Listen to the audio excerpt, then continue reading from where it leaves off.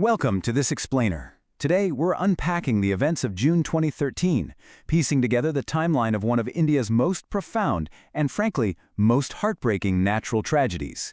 We're going to walk through exactly what happened, literally minute by minute. We'll be looking at first-hand accounts and geographical data to try and understand the staggering power of nature and the incredible resilience of the human spirit. Okay, let's dive into this. To truly grasp the magnitude of this event, you just have to picture the setting. Kedarnath sits roughly 3,500 meters, that's over 11,000 feet above sea level. It's nestled deep within these towering peaks of the Himalayas, with the Mandakini River flowing right below it. We're talking about extreme altitudes, incredibly remote geography, and an ancient temple that has stood there for centuries. It's a place of breathtaking beauty, sure, but as we're about to see, that extreme elevation creates a very unique and very fragile environment. Section 1. The Peace Before Destruction. So, picture this. In early June 2013, Kedarnath was completely normal. The narrow lanes surrounding the temple were just filled with the chatter of thousands of pilgrims. Shops were bustling, you had horses and mules ferrying travelers up the winding paths, and literally every hotel and dharmashala was packed to capacity. Now, looking up, you might have seen some early monsoon clouds gathering, but for locals and tourists alike, clouds in the mountains are just part of the scenery. Almost everyone just kind of ignored them, assuming it was just another standard pilgrimage season. But beneath all that normalcy lay a hidden geographical threat. You see, the Himalayas are actually one of the youngest mountain ranges in the world, and what that means is their rock formations are constantly shifting, making them inherently vulnerable to landslides and sudden weather shifts. Well, in 2013, the monsoons arrived way earlier than expected. Excess moisture sweeping in from both the Bay of Bengal and the Arabian Sea collided right over the Himalayas. The mountains were basically trapping a colossal amount of water. It was a ticking time bomb. Section 2. Warnings and the Terrifying Night. Let's move to and see how this builds on our timeline. By June 14th, the rainfall was abnormally high. Locals, people who had lived in these mountains for decades, noticed the Mandakini River changing. It was flowing faster, angrier.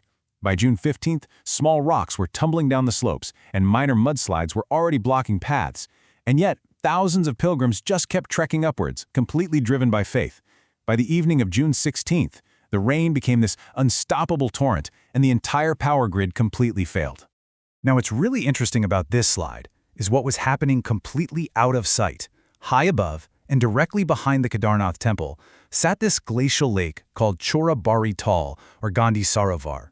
While the pilgrims down below huddled in their freezing, unlit rooms, the relentless rain and rapidly melting snow were force-feeding this lake. The water level was rising at an alarming, completely unsustainable rate. It was this massive catalyst, hidden right behind the mountain. I mean, no one below had any idea what was looming right above them. That night, the night of June 16th, was pure terror. Imagine being trapped in a small hotel room in total darkness. You can't see a thing, but you can hear the absolute deafening roar of the rain.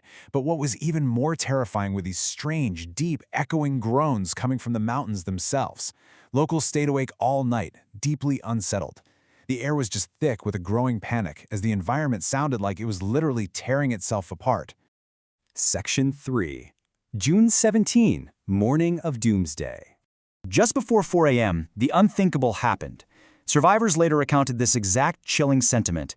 It felt as if a massive force suddenly broke the silence of the mountains.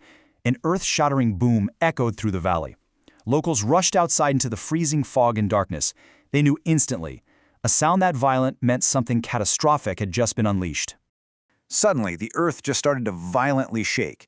A massive, roaring river of mud, colossal rocks, uprooted trees, and freezing water came barreling down the mountain at completely unstoppable speeds.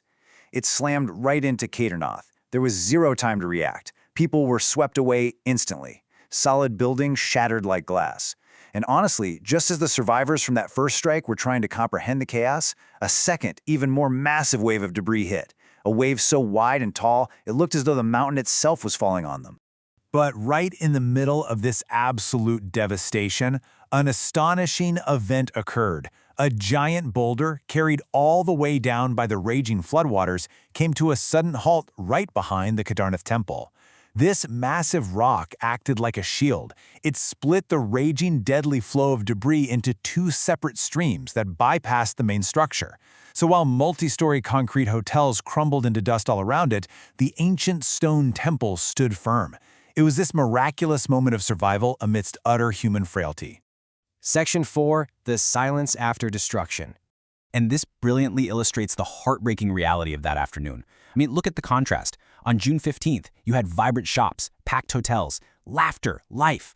But by the afternoon of June 17th, that exact same space was an unrecognizable wasteland. Just shattered stones, thick mud, and total, eerie silence.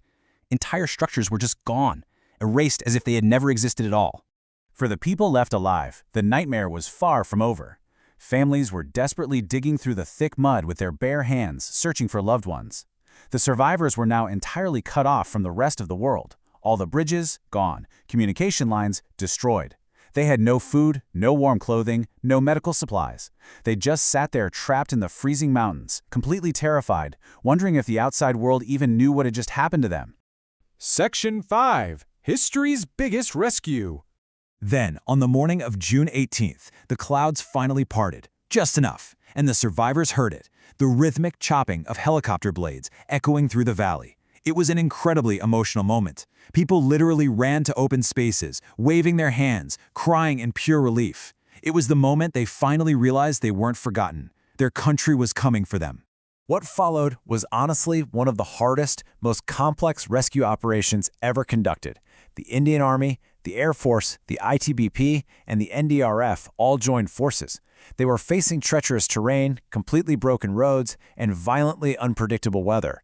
Rescue personnel had to hike for miles through deep mud and treacherous debris just to reach stranded pockets of people. They built temporary bridges, airlifted thousands, and worked around the clock, battling the elements to save every single life they could. But as you can imagine, this immense bravery came with a deeply painful price. On June 25th, right in the middle of the ongoing evacuation efforts, an IAF rescue helicopter crashed due to the incredibly treacherous conditions. Several brave Air Force and rescue personnel lost their lives. They had flown directly into danger to save total strangers, making the ultimate sacrifice. It really remains one of the most heartbreaking chapters of this entire tragedy and a stark reminder of the massive risks these responders took. Section 6. Today's Kedarnath. The aftermath of all this forced a serious national reckoning.